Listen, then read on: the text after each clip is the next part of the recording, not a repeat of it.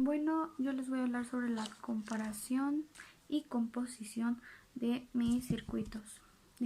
Antes que nada, pues estos dos circuitos son de corriente continua o directa. ¿Qué quiere decir? Que el flujo de energía se dará en un solo sentido. Es decir, si va a atravesarse entre todos nuestros componentes de polaridad positiva para llegar a la negativa, al igual como lo vemos acá. ¿Sí? Positiva pasa esto, negativa, ¿no? Igual. Pero ocurre una diferencia entre pues los dos circuitos. Este pues va a ser en corriente en serie porque todos los componentes se conectan de extremo a extremo para formar una sola ruta. Que la corriente fluya entre estas. Si lo vemos, estos se conectan de lado a lado entre las pistas que vemos aquí. Yo lo hice directamente, pues o sea, poniéndolo de entre una sigue a la otra. Pero ese es el punto, que de extremo a extremo, pues las dos se siguen siendo unidas. Y en el circuito paralelo, de una forma simple, yo lo veo como, pues al estar conectados de extremo a extremo, pues tienen múltiples variedad de caminos.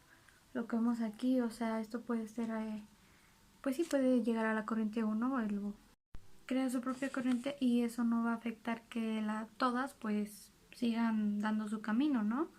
A comparación de la corriente en serie, porque circuito en serie.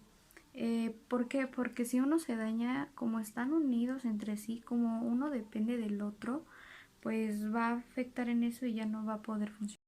Puede viajar la fuente de entrada que vendría siendo la batería acá la corriente a la resistencia 1 y volver pues acá mismo donde acaba, o sea en la polaridad negativa.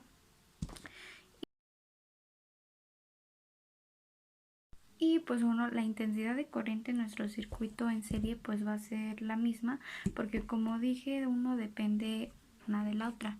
Entonces al momento de que pues cambia una pues todas van a tener la misma intensidad, ¿no?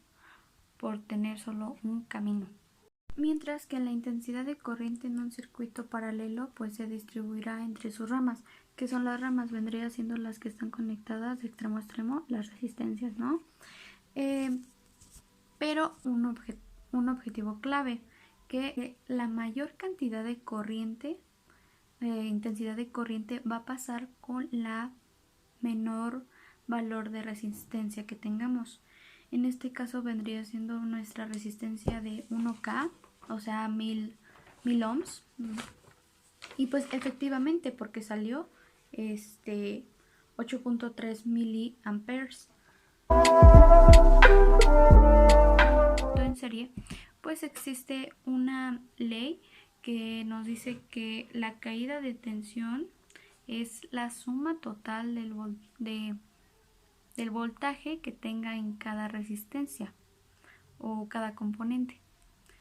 Que algo comprobado físicamente es que en la resistencia 1 se sintió más menos soporte de voltaje, y eso hizo que pues se calentara muchísimo a comparación de las otras, ya que la resistencia 1 es la menor que a comparación de las otras.